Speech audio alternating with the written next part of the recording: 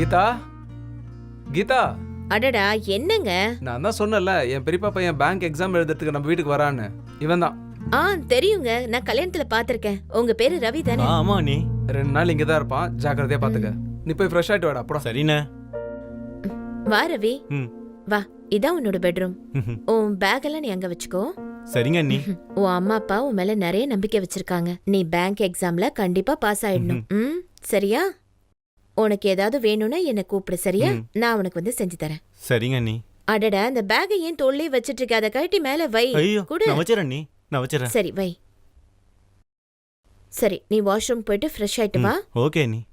கீதா, நான் மார்க்கெட் வரைக்கும் போயிட்டு வரேன். அவனுக்கு என்ன வேணுமோ கொடு. சரிங்க.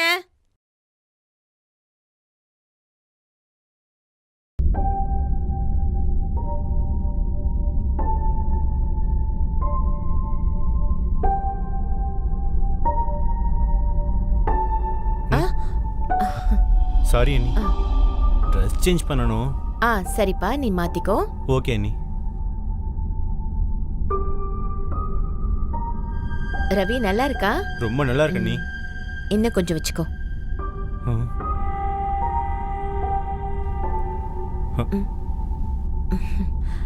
உனக்கு வேணும்னா இன்னும் கொஞ்சம் வச்சுக்கோ. சரிங்க அண்ணி.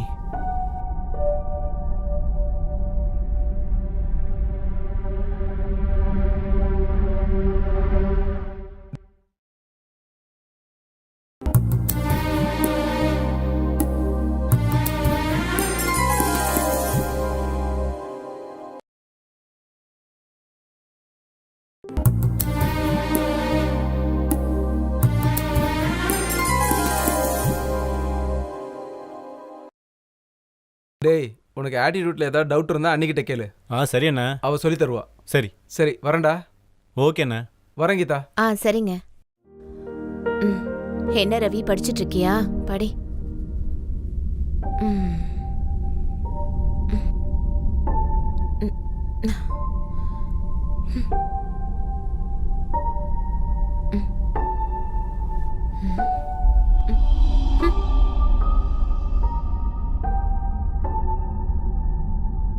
சொல்லு கீதா. உங்க தம்பி என்னங்க இப்படி இருக்கான்? என்னாச்சு? அது ஒன்றும் இல்லை, ஒரு மாதிரி மூடியாவே இருக்கான். அதுவா, அவனுக்கு லவ் ஃபெயிலியர். அவனோட லவர் அவனை ஏமாத்திட்டா.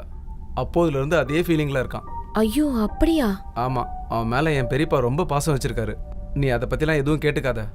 சரிங்க, அதெல்லாம் நான் பாத்துக்கிறேன். நைட்டு நீங்க சாப்பாட்டுக்கு வருவீங்களா? வருவேன்.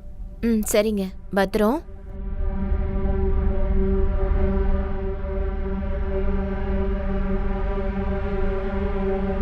ரவி, என்னாச்சு? எங்க கிளம்பிட்டு இருக்க?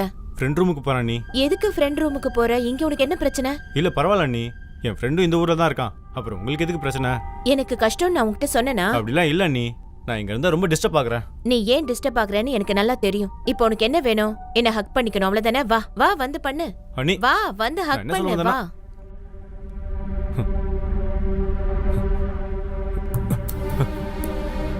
இங்க பாரு ரவி, நீ எக்ஸாம் நல்லபடியா எழுதணும். அதுக்காக நான் என்ன வேணாலும் செய்வேன். உனக்கு தேவையானதை நான் கொடுக்கறேன். அண்ணி நிஜமா தான் சொல்றேன் ரவி, எனக்கும் நிறைய ஃபீலிங்ஸ் இருக்கு. நீ ஓப்பனா சொல்லிட்ட, என்னால அதை சொல்ல முடியல. அது மட்டும் இல்லாம ஒரு வாரத்துக்கு உங்க அண்ணன் இங்க வரவே மாட்டாரு. சிட்டியை சுத்தி பார்க்கணும்னு நீ இங்கேயே இருந்துரு. இந்த ஒரு வாரம் நாமளும் நல்லா என்ஜாய் பண்ணலாம். அதுவும் நீ எக்ஸாம் நல்லபடியா எழுதுனாதான். நீ சக்சஸ் பண்ணிட்டேன்னா ஒரு நைட் உன் கூட ஸ்பெண்ட் பண்ணேன்னு நான் பெருமையா பேசுவேன்.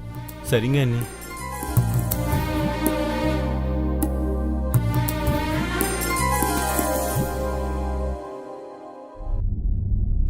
ரொம்ப சாரிங்க, அவன் டைவர்ட் ஆகணும்னு தான் நான் அந்த மாதிரி எல்லாம் பண்ணேன். நான் தப்பு பண்ணிட்டேனாங்க?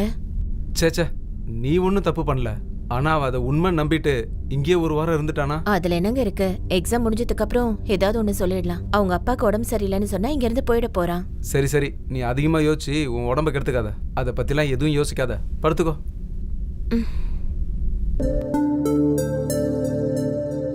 கீதா, நான் 2 o'clock வந்துடுறேன். ஜாக்கிரதையா இரு, சரியா? சரிங்க. பத்திரம், கதவு முடிக்க. நீங்களும் பத்திரமா போயிட்டு வாங்க.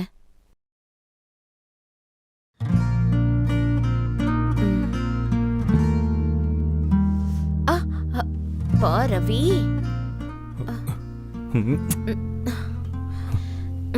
என்ன ரவி, இதெல்லாம் வேண்டாம். போதும், நிறுத்து ரவி. தரேன்னு சொல்லிட்டேன்ல ரவி, தரேன்னா கண்டிப்பா தருவேன். ம்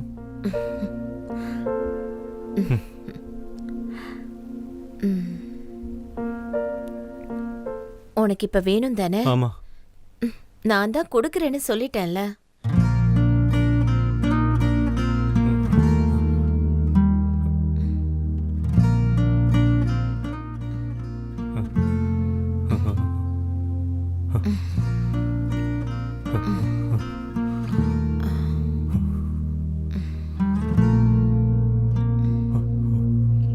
நல்லா இருக்கா ரவி?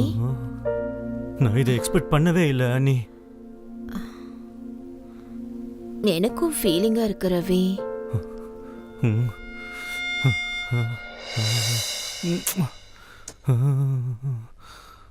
ரவி, டே ரவி, ஆ?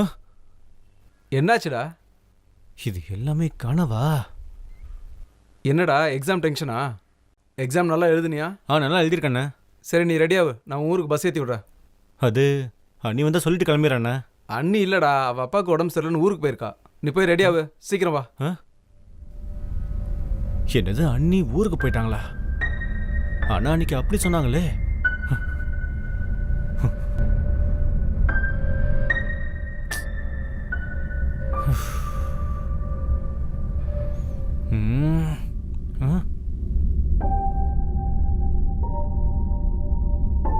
அண்ணி வாய்ஸ் மெசேஜ் அனுப்பியிருக்காங்க. சாரி ரவி, நான் உன்னை வேணும்லாம் ஏமாத்தல. உன்னோட வயசு அப்படி. இந்த வயசுல இந்த மாதிரி யோசனைகள் தான் வரும். அதை நான் தப்புன்னுலாம் சொல்ல வரல. ஆனா அதுதான் நம்ம வாழ்க்கையை பின்னாடி தள்ளி விட்டுடும். அந்த யோசனையால நீ கஷ்டப்படக்கூடாதுன்றதுக்காக தான் நான் அப்படி பண்ணேன்.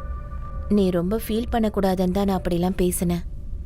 கொஞ்ச நேரத்துக்காக செய்யற அந்த தப்புனால வாழ்க்கை பூரா நம்ம அனுபவிக்க வேண்டியது வரும். ஸோ இனிமே எப்பவுமே அந்த மாதிரியெல்லாம் யோசிக்காத.